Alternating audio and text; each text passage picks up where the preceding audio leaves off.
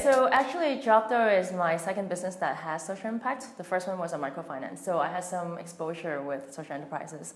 I don't like to label as a social enterprise. We like to label us as more business with social impact, because what we strive for is, first of all, financial sustainability, but then we also incorporate social impact into our KPIs. So right now we actually have a pretty strict definition of how we would measure our social impact in terms of the kind of people we help, specifically ethnic minorities, single parents, and elderlies. We want to make sure that a significant portion of our user base will come from them.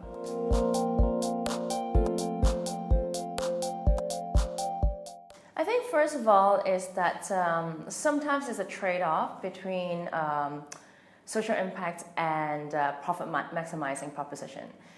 For example, if we were maximizing profits, then we will probably get rid of certain users on our platform to ensure that we get the highest valued or highest paid talents possible.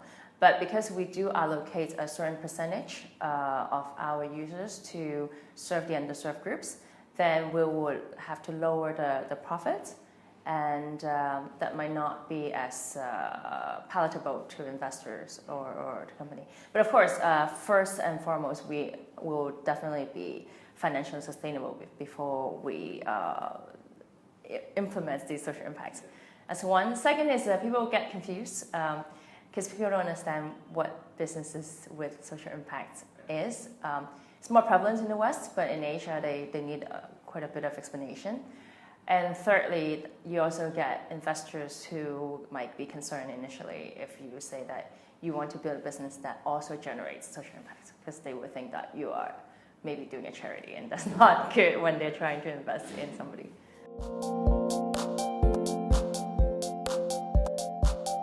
The movement for businesses as a force of good, as we say, is more prevalent in the West for sure. So if you look at London, New York, San Francisco, they do have a lot more funding available, and consumers are generally more social conscious.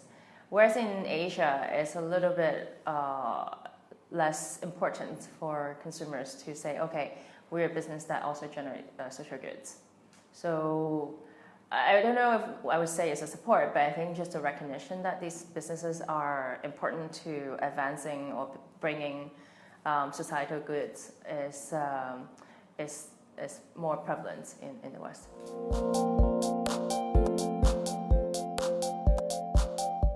Yeah, I almost think that you need two approaches.